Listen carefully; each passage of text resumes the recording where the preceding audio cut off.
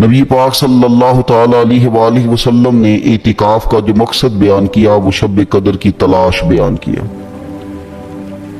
اعتکاف سے مراد یہ ہے کہ انسان سارا کچھ چھوڑ چھاڑ کے اللہ تعالیٰ کے گھر میں اس کی عبادت کے لیے، اس کو راضی کرنے کے لیے بیٹھ جائے، اور 10 دن جب وہ مسجد شریف میں حاضر رہتا ہے تو حضور صلی اللہ تعالی علیہ وسلم فرماتے ہیں اللہ تعالیٰ اسے 2 حج اور 2 عمرے کا ثواب عطا کرتا ہے۔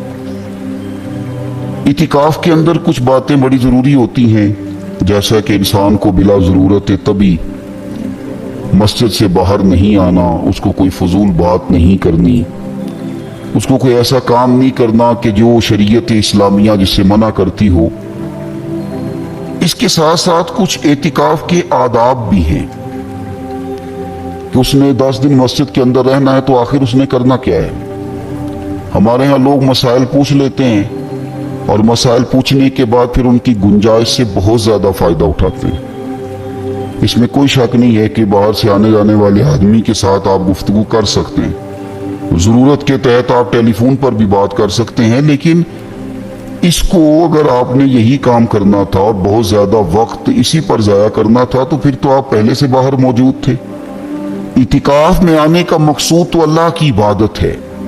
اعتکاف میں جب آپ آ گئے تو اس کا مقصد ہے کہ آپ کچھ دنوں کے لیے لوگوں سے کٹ کے اللہ کی بارگاہ میں حاضر ہو گئے، آپ نے اپنے رب کو راضی کرنے کا ارادہ کر لیا۔ تو اعتکاف میں ایک تو شوق سے آئیں۔ ہمارے علماء نے لکھا ہے کہ زندگی میں ایک بار تو اعتکاف کاری لینا چاہیے، اس پر توجہ ہو ہی جانی چاہیے۔ وقت ملنا تو زندگی میں پراپر طریقے سے تو بڑا مشکل ہوتا ہے، لیکن وقت نکال کے اعتکاف میں ایک دفعہ تو زندگی میں آ ہی جانا چاہیے، اور کسی کو ہر سال موقع مل جائے تو پھر تو کیا ہی بات۔ تو اعتکاف کے اندر جو کام ہم نے کرنے ان میں سب سے زیادہ اور سب سے پیارا کام یہ ہے کہ کثرت کے ساتھ قرآن پاک کی تلاوت کریں۔ نبی پاک صلی اللہ تعالی علیہ وآلہ وسلم رمضان المبارک میں قرآن پاک کا دور فرماتے تھے حضرت جبریل امین علیہ السلام کے ساتھ، اور جس سال حضور کا وصال ظاہری ہوا اس سال حضور فرماتے ہیں 2 مرتبہ قرآن پاک کا دور کیا۔ 2 دفعہ حضور نے حضرت جبریل امین کو قرآن شریف سنایا اور 2 دفعہ انہوں نے نبی پاک صلی اللہ علیہ وسلم کو سنایا۔ تو بہت کثرت کے ساتھ قرآن پاک کی تلاوت کی جائے۔ ایک پہلو اور بھی ہے اس کا، اس پر بھی آپ توجہ کریں۔ قرآن مجید کو پڑھنا بھی ضروری ہوتا ہے اور صحیح پڑھنا سب سے زیادہ ضروری ہوتا ہے۔ تو اگر آپ کسی ایسی مسجد میں تشریف فرما ہیں جہاں آپ کے لیے بندوبست کیا گیا ہے تو کوشش کریں کہ وہاں قاری صاحب سے، عالم صاحب سے، امام صاحب سے آپ قرآن مجید کو سیکھیں۔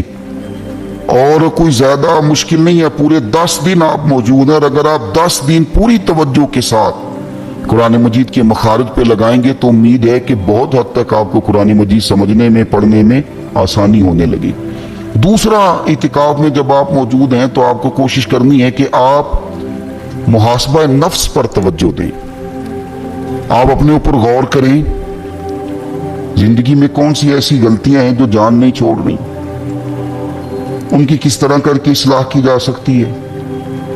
کون سے ایسے کام ہیں جو میں کرتا ہوں تو اس غلطی میں زیادہ مبتلا ہو جاتا ہوں، اور کون سی ایسے کام ہیں، کون سی ایسی جگہ ہیں جہاں میں جاتا ہوں تو میرا ان غلطیوں سے نکلنے میں مجھے وہ جگہیں اور وہ کام مددگار ہوتے ہیں۔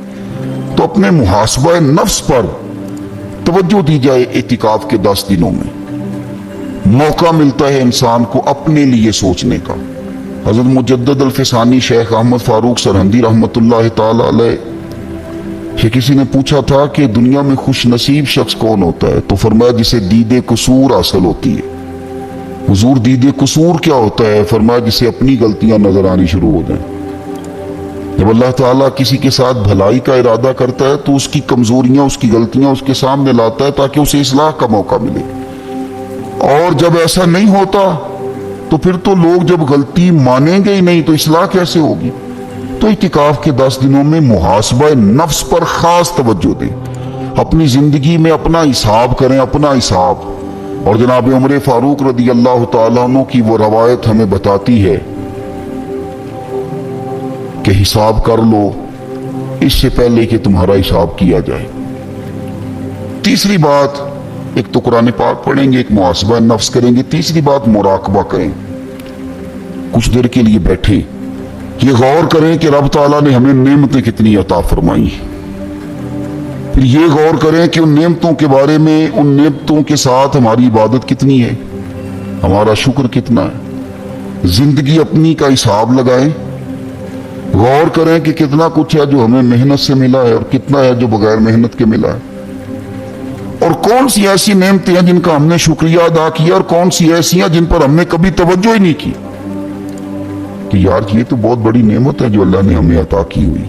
اپنی گردن کو جھکا کے تھوڑا غور و فکر کریں۔ تفکر کا درس دیا ہے قرآن پاک نے، بار بار کہا ہے تفکر کرو، غور کرو، تدبر کرو، تو یہ ہمیں موقع میسر آتا ہے۔ چوتھی بات، اعتکاف کے دنوں میں اپنے رب کریم کے ساتھ اپنی توجہ کو لگائیں۔ قرآن حکیم نے جو کہا نا کہ رب کی عبادت اس طرح کرو کہ تمہیں نا یقین حاصل ہو جائے، کھل کر اس کی بارگاہ میں سجدے کریں، دعائیں مانگیں۔